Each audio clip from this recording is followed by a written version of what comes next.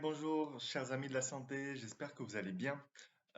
Aujourd'hui, alors, je souhaite faire une nouvelle vidéo sur le thème de la santé des os, du capital osseux, parce que c'est vraiment une problématique très très importante que je rencontre régulièrement au cabinet. Et c'est important, il est fondamental d'adopter de bonnes pratiques au quotidien pour maintenir ou renforcer son capital osseux et éviter qu'à partir d'un certain âge, on devienne trop faible et on augmente le risque de fracture, hein, qu'on retarde le plus possible l'ostéoporose. Alors, pour commencer, c'est important de savoir en fait de quoi sont composés les os pour bien justement les alimenter, les entretenir. Alors, les os sont composés d'eau, mais là, d'eau, d'eau, EAU, pardon. Bon, ce ne sont pas les organes, les membres les plus hydratés qui ont la plus grande quantité d'eau dans le corps humain, voire ça doit être vraiment parmi les éléments qui ont la plus faible quantité d'eau, vu qu'on considère qu'ils ont à peu près 31% d'eau, alors qu'on a d'autres organes qui ont 70, 80, voire 90% d'eau. Mais voilà, c'est très important de savoir quand même qu'il y a une certaine quantité d'eau et justement en fait la déshydratation chronique peut être un facteur de dégénérescence et d'affaiblissement du tissu osseux, du cartilage osseux. Même si vous êtes encore jeune, ça veut pas, vous pouvez souffrir déjà de déshydratation parce que j'ai énormément de personnes qui viennent me voir au cabinet et qui ne boivent pas assez ou alors qui ont une alimentation qui est bien trop déshydratante. Je vais venir juste après avec certains aliments qui vraiment vous déshydratent. Donc réellement l'importance de boire suffisamment d'eau au quotidien, de la bonne eau, de l'eau de qualité, pas trop minéralisée. On a tendance à croire que l'eau minérale, l'eau fortement minéralisée va justement renforcer les os parce qu'il y a beaucoup de minéraux. Alors c'est vrai et pas vrai en même temps. C'est important d'avoir suffisamment de minéraux dans son alimentation, mais une eau trop riche en minéraux qu'on consomme toute l'année, ça va plutôt engorger les reins, voilà, apporter des minéraux qui sont pas forcément toujours biodisponibles parce que l'eau est restée longtemps en bouteille. Donc des minéraux trop grossiers en fait, j'ai envie de dire, qui eux vont plutôt créer des déformations articulaires justement. Donc boire suffisamment, mais de l'eau de qualité qui est très assimilable. Je ferai certainement une autre vidéo pour réexpliquer tous les bienfaits de l'eau et quelle eau choisir. Voilà, voilà. Alors, donc, je viens juste de parler de l'hydratation, boire au moins 1 litre et demi, voire 2 litres d'eau par jour. C'est fondamental, voire plus parfois en été ou selon l'activité physique. Voilà. J'ai des patients qui boivent 0,5 litres par jour, c'est vraiment pas suffisant. Et il y a différents problèmes qui apparaissent. Je ferai certainement une autre vidéo pour cela. Ensuite, les os sont composés de beaucoup de minéraux.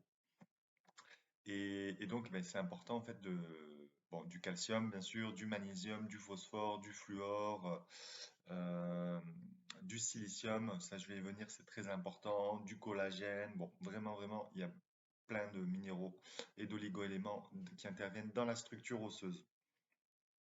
Ce qui est important justement, ça va être d'avoir une alimentation qui garantit cet apport en minéraux pour maintenir la trame osseuse assez solide et surtout éviter aussi la déminéralisation. Donc ça c'est aussi important. Je vais y venir pour dire un petit peu qu'est-ce qui limite justement cette déminéralisation. Alors l'importance déjà, on va retrouver aussi l'importance du pH par rapport justement à cet équilibre minéral. C'est important d'avoir un pH qui soit équilibré parce que lorsqu'on a une alimentation qui devient trop acide dans le sens pathogène, parce qu'il y a des aliments qui sont acides mais vertueux, mais il y a des aliments qui apportent des acides pathogènes. Justement, quand on va avoir trop d'acides pathogènes dans le corps, ça va dérégler, déstabiliser ce pH. Et pour corriger le pH du corps, parce que le corps cherche toujours l'homéostasie, il va tenter d'alcaliniser le corps. En tout cas, les tissus qui sont inflammés, les tissus qui sont endommagés, irrités, par justement un pH trop acide ou des acides pathogènes qui sont présents. Donc en fait, il y a certains aliments qui sont à éviter, et notamment ça, je le rencontre vraiment, vraiment très régulièrement, chaque semaine, voire chaque jour, j'ai envie de dire, au cabinet. Euh, voilà, des personnes qui ben, par exemple, consomment trop de thé. Il faut savoir que le thé vert apporte, bien sûr, ça apporte des antioxydants, etc.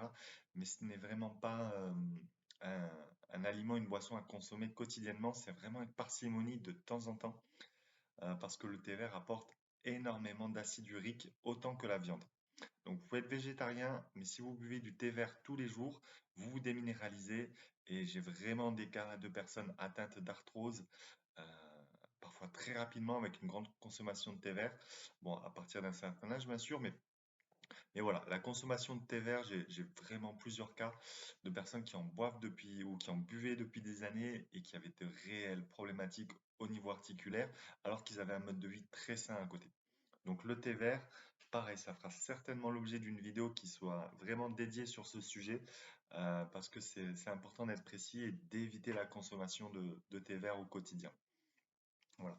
Dans la même gamme un peu que le thé vert, ben, je déconseille très fortement quand même, à part pour certaines personnes qui peuvent le tolérer, mais quand même le café. Parce que le café, pareil, une consommation quotidienne, régulière, soutenue de café, va contribuer, comme le thé vert, à la déminéralisation, mais aussi à l'apparition de cristaux. Alors, ce ne sont pas les mêmes cristaux que dans le thé vert. Là, on va plutôt être sur des cristaux d'acide oxalique, d'oxalate de calcium, bien souvent, avec le café. Mais pareil, ça contribue à déshydrater et à déminéraliser le corps et à faire des déformations articulaires ou des cristaux qui vont se loger dans les fascias, etc. Et bien pareil, toujours quand il y a trop d'acides pathogènes, si on boit par exemple trop de café, le corps va tenter de compenser ce pH trop acide et justement il va libérer du calcium, il va libérer du magnésium, des oligoéléments qui va prendre dans la peau, dans les tissus, partout dans le corps, dans les organes et dans la trame osseuse pour désinflammer les organes qui sont inflammés. Donc en fait, bien souvent, avec le temps, on se déminéralise par fuite des minéraux, par compensation, voilà, des minéraux qui sont libérés par le corps, par la structure osseuse pour jouer un peu au pompier sur les organes qui sont inflammés. Donc c'est hyper important d'éviter thé vert, café et le chocolat aussi en trop grande quantité ou tous les jours. Pareil, j'ai beaucoup de personnes au cabinet qui viennent en consommant beaucoup de chocolat ou vraiment du chocolat tous les jours. Je revois toujours les mêmes signes au niveau du système articulaire, du système global, au niveau du corps. Et bien sûr, ah bah, après, tout ce qui est alcool, viande rouge, viande grasse en excès, euh, trop de sucre, trop gras, tout ça, bien sûr, ça va apporter des acides pathogènes. Voilà, trop de viennoiserie, trop de gâteaux, etc., etc.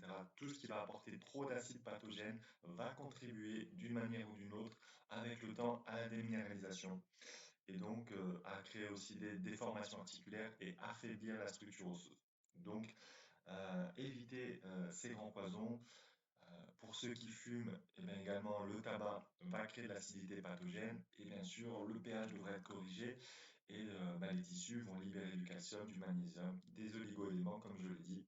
Donc tout pH déséquilibré, tout excès d'acide pathogène va contribuer à vous affaiblir, à affaiblir vos tissus et votre système osseux. D'où cette importance donc d'éviter les grands poisons, mais surtout de fournir au corps chaque jour les minéraux dont il a besoin.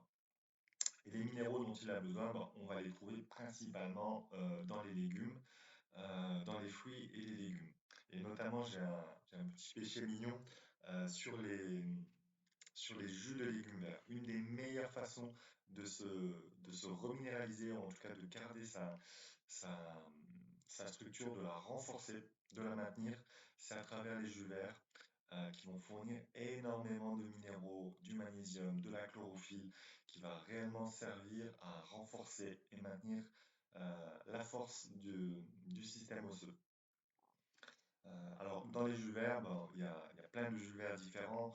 Vous pouvez avoir le jus de céleri branche qui est vraiment une panacée pour reminéraliser. Euh, Aussi le jus d'ortie. Le jus d'ortie ou les infusions, les soupes, les smoothies à base d'ortie sont vraiment, vraiment, vraiment un des meilleurs, ingrédients, un des meilleurs aliments pour vous reminéraliser et garantir la santé de votre capital osseux. Parce que l'ortie, c'est vraiment. Je sais qu'en ce moment, il y a beaucoup de gens qui prennent bon, depuis des années de la spiruline, mais les orties, c'est un peu de la spiruline gratuite qu'on peut trouver dans la nature gratuitement. Pardon. Qu'on va trouver gratuitement et qui va apporter du silicium. Le silicium, c'est hyper, hyper important dans la structure de la trame osseuse. Voilà, en fait, le silicium, c'est important de manger des plantes sauvages ou de boire des infusions avec des plantes sauvages et de manger bio et si possible de son jardin avec des aliments qui sont très riches en silicium parce que le silicium intervient énormément dans la structure de la trame osseuse et ça va contribuer justement à relier tous les minéraux ensemble. C'est vraiment une trame, un peu comme voilà, un treillis qui va relier tous les éléments ensemble. Donc sans silicium, en carence de silicium, on ne peut pas avoir une structure qui soit réellement à la fois souple et puissante et forte.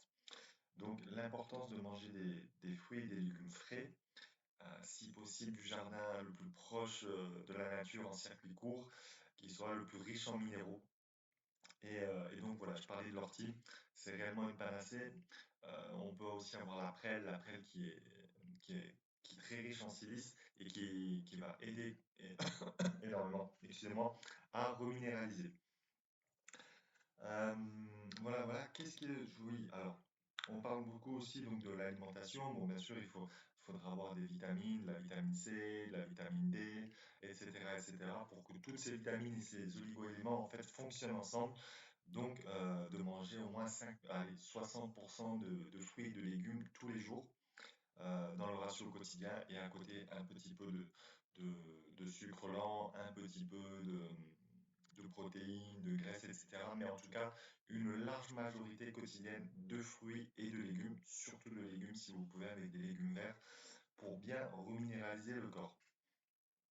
Et ensuite, je voulais parler d'un dernier point qui pour moi est fondamental dans la force et la puissance, la résistance de votre système osseux.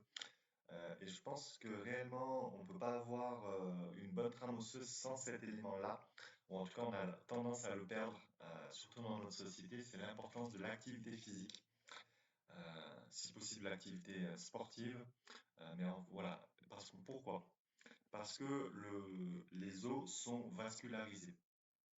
Bon, ce sont des organes qui sont quand même plus faiblement vascularisés que d'autres organes, comme le foie par exemple, ou les poumons, etc., etc. Mais les os sont vascularisés.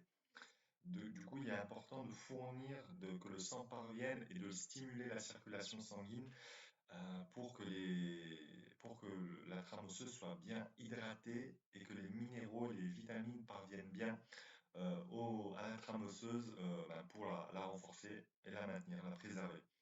Et donc tout ça, ça va être par l'activité physique aérobique qui va permettre d'apporter, de fluidifier, d'accélérer la circulation sanguine et d'apporter tous ces nutriments au système osseux. Bon, en plus, il y a énormément d'autres bienfaits sur le moral, sur la santé physique qui vont contribuer directement ou indirectement à la structure osseuse pour l'activité cardiovasculaire, mais aussi de faire des sports de force, du renforcement musculaire. Dans le temps, voilà, on était beaucoup plus manuel, les générations passées, ils étaient beaucoup plus proches de la terre, beaucoup moins sédentaires. Aujourd'hui, on passe trop de temps devant l'ordinateur, on tout ça, ou plein de choses en sédentarité. Et en fait, le fait d'habituer notre corps à porter des charges lourdes, ça va apporter oui, des charges lourdes, tout simplement avoir de l'activité physique qui soit intense, va permettre, en fait, donner l'information à notre corps, à tous nos organes, nos muscles, nos tendons et nos os de se renforcer. Parce qu'on est en train d'envoyer ce message à notre corps, à toutes nos cellules, de dire voilà, j'ai pas prévu d'être sédentaire, j'ai prévu d'être fort, d'utiliser mon corps à sa pleine puissance. Et en fait, le corps, il s'adapte. Tout simplement, il s'adapte à notre mode de vie. Euh, Si on lui dit, oh, écoute, voilà, on lui montre, j'ai décidé d'être force, je vais faire de la force, il va s'arrêter. Et si on décide de rester couché toute la journée devant la télé, et bien tout simplement, il va s'affaiblir. Il va pas se renforcer parce que si on lui envoie le message pendant des mois, voire des années, de dire, voilà, je passe tant d'heures devant l'ordinateur, je passe tant d'heures sur le canapé devant la télé, notre corps, en fait, c'est simplement notre outil, notre, notre disciple, en fait, il est là à notre service, il est là au service de notre esprit, euh, justement, pour accomplir ce que notre esprit a décidé d'accomplir dans cette vie. Et donc, si on a décidé de vivre en pleine santé, dans la joie de la vie, bien incarné, notre corps va s'adapter à ça. Mais voilà, et le contraire, ben, vous l'avez compris, je viens juste de l'expliquer.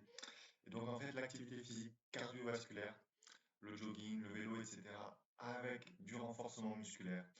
Alors, ça peut être simplement si vous faites de l'activité physique, même du jardinage, vous faites des travaux en conscience, bien sûr, pour pas vous blesser, mais avec des charges lourdes ou de la musculation, du fitness, tout ce qui va vraiment renforcer vos muscles, vos tendons et votre système osseux, ça c'est fondamental avec les autres points, avec la bonne hydratation, la bonne alimentation et bien sûr après on a tout ce qui est un sommeil réparateur, l'exposition au soleil aussi. Notre corps a besoin de soleil, donc d'aller le plus souvent au soleil pour euh, récupérer, produire de la vitamine D, l'emmagasiner dans le corps et renforcer la trame osseuse. Voilà, c'est les quelques points. Donc, buvez des jus verts, mangez beaucoup de légumes, des fruits, faites de l'activité physique, hydratez-vous bien. Et en principe, et vous pouvez prendre des suppléments aussi, quelques petits suppléments à base de silicium, à base de vitamine D, de calcium biodisponible, etc. Bien sûr, ça ne fait pas de mal quand ils sont de qualité, ça contribue à maintenir, à fournir, à apporter des minéraux si vous sentez que vous n'en avez pas assez au travers de l'alimentation et si vous avez une carence, le temps de vous équilibrer, ça peut être aussi intéressant de se supplémenter en divers compléments alimentaires.